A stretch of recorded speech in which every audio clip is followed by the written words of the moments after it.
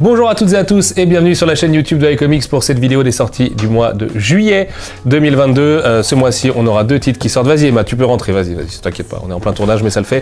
The Cape 1969 qui est juste là et Tortue Ninja tome 17 qui est juste là. Beaucoup de choses à vous dire.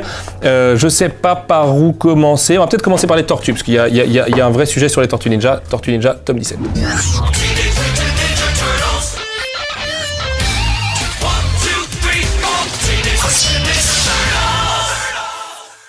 Alors les Tortues tome 17, c'est pas moi qui le dis, c'est BFM, c'est écrit derrière, c'est écrit que c'est la version définitive des Tortues Ninja, merci BFM.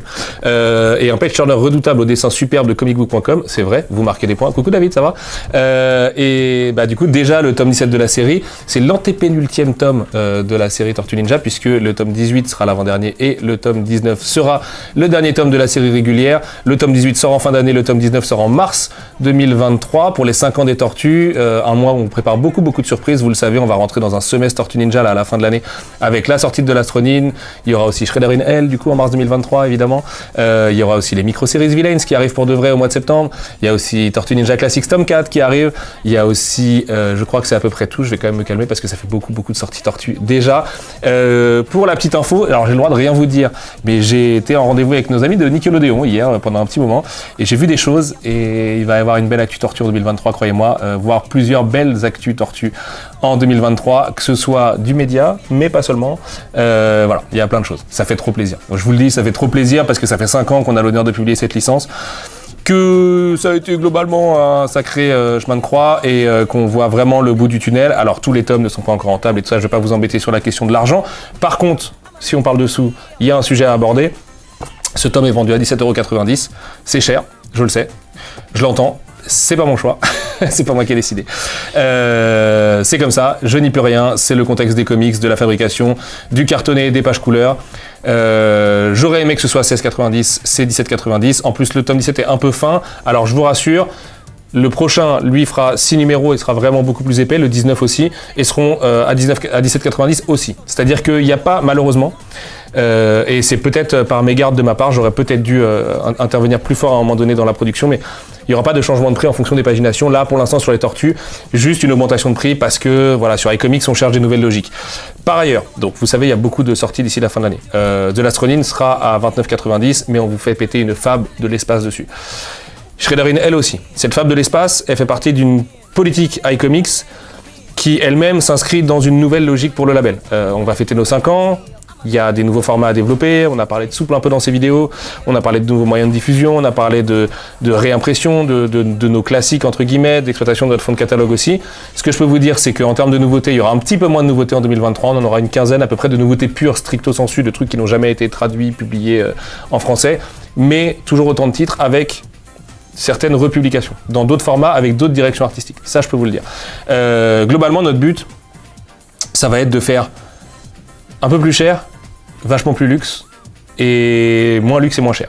Voilà, globalement. Ce format-là, tel qu'il existe sur les 19 tomes de la série Tortue Ninja, à mon avis, il est un petit peu caduque sur le marché du comics actuel, ou en tout cas, on va essayer de trouver des parades.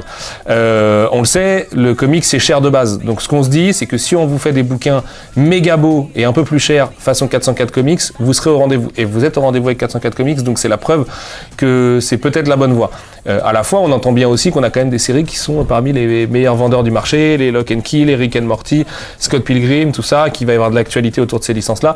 Donc, on réfléchit à d'autres moyens, soit du super ultra collector jamais vu et tapeur, soit du souple, par exemple, à un peu moins cher, qui pourrait atteindre aussi d'autres gens pour recruter, peut-être dans l'espoir d'une Tortue Mania en 2023, mais je ne peux pas en dire plus. En revanche, ça pourrait bien arriver à l'été, et nous, on va préparer ça. Du coup, dans un premier temps, avec notre semestre Tortue, qui du coup va en gros aller de la rentrée jusqu'au printemps 2023. Et vous allez... Enfin, pour moi, ce sera le plus gros moment de publication Tortue ever chez iComics, ne serait-ce que parce qu'il y a Shredder in Hell et The L'Astronine et la fin de la série régulière. Ça fait déjà des événements énormes, plus le classique, si vous êtes toujours méga au rendez-vous, plus les micro-séries. Voilà, on va y aller fort. Les micro-séries, je rappelle, car j'ai eu la remarque sur Twitter il y a quelques jours, il n'y a plus d'histoire de souscription, le bouquin va sortir de manière normale chez votre libraire. Donc il n'y en aura pas beaucoup, c'est un petit tirage qui est vendu là aussi relativement cher parce que c'est un tout petit tirage, parce qu'on sait très bien que vu les ventes de la série régulière, on va pas non plus espérer en vendre 12 000 de micro-séries, ça paraît assez logique avec les chiffres qu'on a nous sous les yeux. J'espère que ça vous correspondra quand même. Malheureusement, on a eu des mois pas faciles en prod là sur iComics, je vous passe les détails, mais parce que tout n'est pas à raconter, mais ça a été assez costaud là ces dernières semaines, ces derniers mois. Donc on va a priori pas d'effet de fab sur les micro-séries, je m'en excuse. Alors des très belles pages de garde et tout ça, je les ai publiées sur Twitter il y a pas longtemps parce que vraiment le travail est toujours très bien fait. On se réserve vraiment sur de l'Astronine et sur Shredder in Hell parce que pour nous c'est les deux plus importants pour des raisons évidentes. Et croyez-moi, on va faire la part belle à Matteo Santoluco et il y a des belles surprises à venir avec Matteo Santoluco et je ne parle pas que d'une belle fête pour les 5 ans. Mais vous verrez dans quelques petits temps. Bref, voilà pour l'explication des prix. Il y a d'autres prix qui augmentent chez iComics. C'est descendant, je peux pas y faire grand chose et de toute façon ça s'explique logiquement par rapport à nos coûts de fabrication qui ne cessent d'augmenter. Vraiment c'est par rapport au marché aussi qui est ce qu'il est, alors je vais pas en reparler à chaque fois, mais voilà, ça s'explique comme ça et on s'en excuse et j'espère que ça ira quand même. On n'a pas augmenté les prix des tomes sortis avant le tome 17, on aurait pu, mais ça demandait en plus de tout sticker et tout, enfin voilà, c'était super relou. On a gardé les anciens prix mais à partir du tome 17 ça coûte un peu plus cher. J'en suis le premier désolé, croyez-moi, vraiment vous savez très bien à quel point je suis obsédé à l'idée de tirer les prix vers le bas. Là, je peux pas. Donc voilà, c'est pas de mon ressort. Malheureusement, c'est comme ça.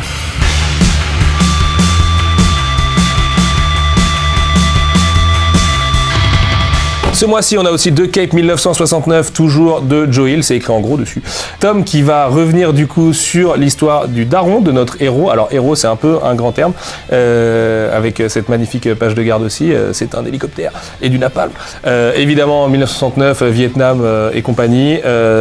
C'est un tome qui était sorti chez Milady Graphics à l'époque, qu'on ressort là aujourd'hui dans notre move de trilogie de l'été. On a reçu le 3e tome de la trilogie qui lui est tout à fait inédit, de Cape Fallen, qui est juste là, qui se passe pendant le premier tome, vous verrez en le lisant. Et du coup c'est trop cool parce que regardez, si on fait ça comme ça, hop, tchac tchac tchac, ça c'est sorti en librairie depuis quelques jours, si je dis pas de bêtises, c'était à la fin du mois de juin. On a les 3 The Cape qui sont juste là, The Cape tome 1, The Cape 1969 et The Cape Fallen dans l'ordre. Celui-ci est inédit, c'est de la republication de Milady Graphics où on a revu lettrage et traduction, des petites bidouilles et tout ça, avec Maxime notamment son traducteur et avec Julie et Emma on a bien travaillé sur les différents aspects du texte et tout. Donc très content de publier et très content de continuer avec Joe Hill. Du coup il y aura d'autres Joe Hill qui arrivera l'année prochaine, il y aura peut-être même un Joe Hill qui arrivera l'année prochaine, en personne je veux dire, mais c'est un peu trop tôt pour en parler. C'est une volonté qu'on partage avec lui et j'espère vraiment qu'on y arrivera. Donc j'aime bien l'idée d'une trilogie de l'été, j'espère vraiment que ça va vous plaire. The Cape tome 1 a super bien démarré, donc trop cool. Franchement, que vous partiez en vacances en juin, en juillet, en août, c'est le genre parfait pour lire à la plage. Juste petit disclaimer, un peu de violence graphique hardcore et on est sur un anti-héros. Vous attendez pas non plus, on est un peu dans du Warren Ellis, Supergirl, Black Summer et compagnie. On n'est pas chez Mark Waid qui nous fait une énième histoire de Superman sans la licence. Et voilà, c'est pas parce qu'il a une cape bleue. Justement, il y a tout un jeu autour de la cape et de est-ce que la cape fait le héros et tout ça. Mais je ne vais pas spoiler car tout tient autour d'un twist qui se trouve dans le tome 1 pour l'explication de The Cape. Ensuite, vous avez du background dans The Cape 69 et l'excellente ellipse très D&D dans l'esprit, mais vous comprendrez où je veux en venir, dans The Cape Fallen, qui est le dernier tome sorti en 2019 aux US, si je dis pas de bêtises, et qui du coup paraît pour la première fois en français. Je crois qu'on a à peu près fait le tour, je vous ai teasé pas mal de choses, donc vous le savez, si vous suivez toute notre actu, il y a une réorganisation aussi en ce moment, qui va, je pense, bénéficier à iComics. Vraiment directement, autant sur Mangetsu, on va vraiment continuer à faire ce qu'on sait faire et ce qu'on fait, j'espère bien, depuis un an. Autant sur iComics, on profite des 5 ans aussi pour vraiment réfléchir, remettre les choses à plat et voir ce qu'on fait du label. Personne n'a envie de l'arrêter, ça c'est une certitude. Évidemment, les deux marchés sont tellement incomparables que le comics ne peut pas passer en priorité au sein du pôle dont j'ai la chance d'avoir la direction aujourd'hui, qui est le pôle BD chez Brajlon. Mais on va continuer à faire de l'indé, à petite dose, parce que le marché est terrible en termes d'achat de droits et tout, enfin on n'a vraiment pas notre chance par rapport aux mastodontes. En même temps, voilà, iComics c'est un label qui est sain, c'est le plus important je pense à garder aussi par rapport à son existence, et il y aura un peu moins de titres, mais je pense un peu plus luxe dans leur globalité. Et voilà, j'ai hâte d'avoir vos retours là-dessus, j'ai hâte d'avoir vos retours sur les différents autres sujets qu'on prépare, sur les différentes sorties aussi qu'on prépare l'année prochaine, il y a des petites surprises quand même dedans. Et puis croyez-moi, les Tortues Ninja, on va faire une belle fête là tous ensemble, à partir de la rentrée cette année jusqu'au printemps, et ensuite la fête elle va être faite dans le monde entier avec l'actu autour de la licence. Donc j'espère qu'on est parti pour enfin un rail hyper solide est super excitant autour des Tortues Ninja. Nous, ça fait 5 ans qu'on se bat comme des beaux diables pour cette série. Donc voilà, j'espère que tout ce travail va payer là en fin d'année et l'année prochaine, parce que ça le mérite et que cette série, ces 19 tomes sont vraiment extraordinaires. On a quand même, je pense, la meilleure histoire des Tortues Ninja ever dans cette série.